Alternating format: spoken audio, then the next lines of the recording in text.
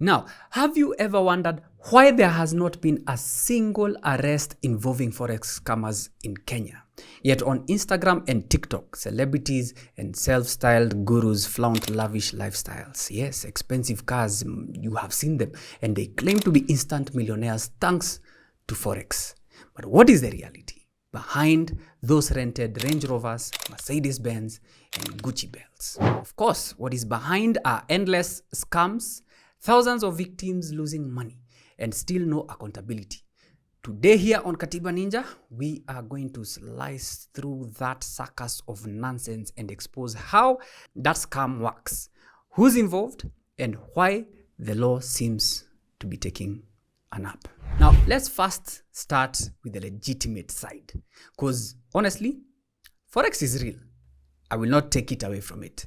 It is not witchcraft, and it is not a pyramid scheme. And it's definitely not your cousin's WhatsApp group that is promising you double returns by Friday. Now, Kenya has official regulations under the Capital Markets Authority, the CMA, licensed firms that are legit. Now, you can even check the CMA website before you send your rent money to that flashy boy, okay? Where does it get spicy? Can you become an instant millionaire by forex? And the answer is no.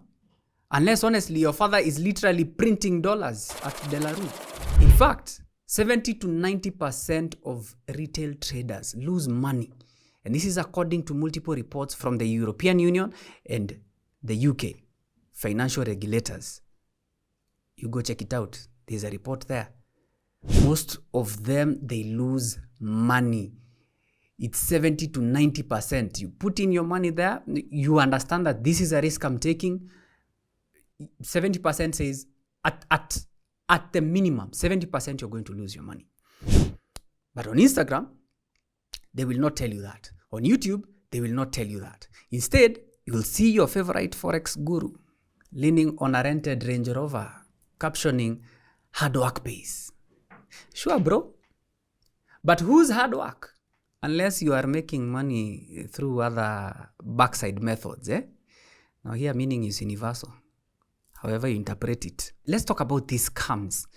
In Kenya, social media is crawling with self-proclaimed traders. You have seen them. Red flags? They promise fixed returns. They ask for your M-Pesa deposits. You deposit those funds into their personal lines. And as soon as you do that, they disappear faster than that politician you voted for after elections, okay? Now, separately from Interpol's crackdown, DCI has made arrests, like September 2024 case where detectives arrested Daniel Mbogwa Njogu over alleged forex trade fraud. Now, a recent case, victims in Eldoret protested juzi tu after Springmark Investment allegedly pulled a vanishing act with their money. Now, victims say they reported him, but we found no public record of an arrest. He allegedly convinced victims with flashy presentations, jamana masuti, very sharp shoots, and promised double-digit monthly returns. He said, "I will double your money, invest with me, trust me, guys." And he collected those deposits directly through personal accounts before shutting doors and ghosting them. You are ghost evil too. Now, the only thing left behind, you can be sure, was a trail of tears and empty wallets. Basically, the forex version of thank you for playing. Okay? And then you've seen celebrities and influencers flaunting supposed forex riches. Lavish cars, those mansions, champagne showers, it's my birthday, come, I'm spoiling you. Everyone drinks on me. And not only that, they are also busy switching girlfriends like it's a hobby, while being accused of luring fans into shady deals. Now, when they lure you, you and I have agreed, if you're like me, sometimes we have this habit of scrolling over social media and then you see how people are doing good. And these are young guys. They are doing so good. And you, at your old age and your wrinkles, and they call you millennial and generation sumbua, you feel depressed. because we both know life is not that easy. Life, you have to work hard for your money. Literally, you have to work hard. They are there, they are abusing us, telling us that we are lazy. But we know what you do, don't we? Now, this pattern is very obvious. You see flashy lifestyle on the gram, confused followers, losing cash, yet still no arrest. Only endless smoke. And you know, where there is smoke, there is fire. Of course, there is fire. Now, meanwhile, regulators like the CMA keep shouting. The best they can do is just give us advice. Don't give your money to unlicensed traders. But Kenyans love vibes, and vibes don't read fine print. They just press next, next, I agree, install. Now let's look at our neighbors, okay? Is this problem unique to us as Kenyans? Now in Ghana, there is an interesting guy called Nana Apia Mensa, aka Namwan, okay, 001. A flashy Ghanaian businessman and entertainment mogul who used his Zyphlon brand and celebrity endorsements to lure thousands. He turned men's gold into glitzy Ponzi scheme, where over 39 charges later, including fraud, money laundering, operating without a license, and defrauding depositors. He has not yet been convicted, but he's still battling cases in court. So at least we can see the justice system is taking course. Now, what about South Africa? Let's go down to South Africa. There is this guy called Shepherd Bushiri, the so-called prophet. I think you've heard of this guy. Now, this guy was arrested for fraud and money laundering. He skipped bail and is now hiding out in Malawi like it's a Netflix series. Hey, okay. This thing is everywhere. Now, still down south in South Africa, it also gave us a very funny character. Okay? If you're a South African and you're watching this, I think you can remember the saga of Vumile. VMJ, Mfumuzi, Mfumzi. I hope I've done that name justice. But anyway, if I've butchered it, I apologize. Now, this guy was a flashy, self-styled trader who paraded his Ford Mustang. You can see it on screen. He was there all over social media with his Ford Mustang cruising down the streets. And in September 2021, he was shot dead in that Mustang alongside a woman in an apparent love triangle incident. Now, the alleged gunman later took his own life. It was not an arrest story, but it shows how Forex celebrity theatrics collide with real-world tragedy. Okay? Sio kila mtu anaibiwangwa pesa. You will not just rob anyone. Okay? You will not just scam anyone. And one day you will scam the wrong person, and they will come for you. And we will be here telling stories. The same way we are telling the story of this guy in his Ford Mustang. And what about Nigeria? I think you can remember the story of Hush Puppy. Probably not directly related to Forex trading, but in general, we are talking about online scams. You're scamming me through the online networks, be it through media, through whatever social media, you're scamming me. Now, Hush Puppy was an Instagram king of Gucci and scams. But this guy ended up with an 11-year US prison sentence. And don't forget, there is Maxwell Cheesy. You know, jamaa alikuwa cheesy kabisa. Cheesy Odum, the Nigerian behind MBA Forex, who lured thousands with promises of massive returns, only for billions of naira to vanish. Now, his victims pushed authorities to act, and he now faces fraud charges in Nigerian courts. What is the moral of the story?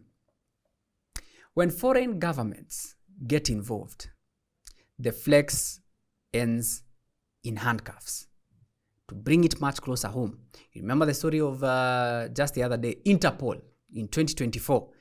There was an Africa cybercrime operation, which included Kenya, where nearly 24 suspects were arrested in an online scam operation involving loss of $8.6 million. Let's put that into perspective into Kenyan shillings. If you're a Kenyan and you're listening to this, that translates to about 1.1 billion. Do the math. What can 1.1 billion shillings do for you? Now, officials did not publicly release the names. I think I've been trying to find out who are these guys who are arrested. And local reports just cited that 24 Kenyans were arrested. I don't know who the 24 Kenyans were, but we just know 24 Kenyans were arrested. Now, notably, let's now mention names, okay? Now, the influencer known as Kenyan Prince, Mumemona, you can see this guy. No, just wait. Look at this guy. Look at him parading his Mercedes-Benz, his girlfriends. Look at him talking arrogantly, even on recent interviews, on, vlogs here in Kenya. So, Kenyan Prince denied any arrest or involvement. Let's get to the meat of it. So, is the law silent? And this is where Katiba Ninja, I get interested. We get interested. So, is there a law? Okay? And if there is a law, why is it silent? Do we mean that it doesn't have teeth? Okay? Now, the law is not blind. It's just slow, honestly, and it's underfunded. That's the honest truth. And allergic to Instagram, of course, and YouTube.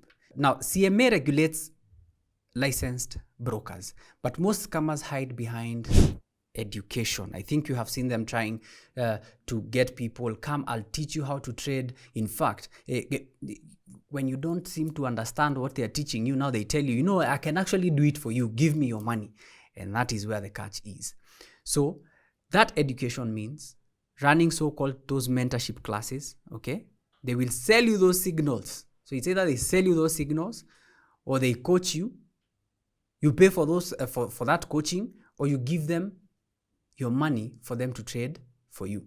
Now, until victims file proper complaints, and this is the part I don't understand why we don't have complaints. Like, yes, fine.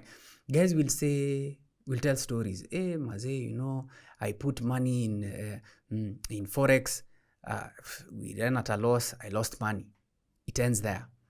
Nobody wants to dig deep. Nobody wants to actually see it for what it is. Because what it is that you are conned. And unless you have that courage to actually file a complaint, the law will remain toothless. Okay? Now, the honest truth, I'm trying to imagine if I was the one also conned this money, I'd also feel embarrassed to walk into a police station, because how would that conversation go? Afande, I was outsmarted by a guy in skinny jeans with an iPhone ring light. Hey, bana, even that Afande will be laughing at me and calling other officers to come and listen to this idiotic story. We Afande, Kiblagat, kuja hapa, hii jamaa inasema ati rudia, ati ulisema ulidanganywa na nani? We know how it can be here in Kenya, okay? When you go to report cases in our police cells, our police officers can also be comic. Now, how not to get played? Tafadhali, please. And thank you. Before you cry in your landlord's arms, here is the Katiba Ninja checklist. Number 1, verify your broker on CMA's license list. Here we said, CMA has regulated this industry already. And there are guys who are allowed to do Forex trading, and they are listed on their website. So just go there and check who is a licensed broker. If that boy that you usually see there flaunting his cars and his mansions is not there, please save your money. Now, no one can guarantee fixed returns. Let that sink into your head. No one. And never send cash to personal M-Pesa line. Why are you sending your money to someone's M-Pesa line? Are they your girlfriend? Come on. It's time we adopted common sense. Okay? Screenshots. And you have seen them. This is evidence. They are showing you evidence. This is, look, I traded this week. I made several $1,000s. Please and thank you. Screenshots are not proof. Remember, they can easily be manipulated through Photoshop. Okay? But at the end of the day, what is the bottom line? Forex, yes, it is real. But so are scams. And until regulators grow teeth, your best defense, again, is common sense. Don't get dazzled by celebs with suspicious success stories. Remember, the only thing guaranteed in Forex is risk. And if you still believe every Forex guru on Instagram, you probably also believe your boda guy when he says, you know what, I'll be there in 2 minutes. Or that tailor of yours who says, it will be ready by Monday. Anyway, this has been Katiba Ninja. See you on the next one.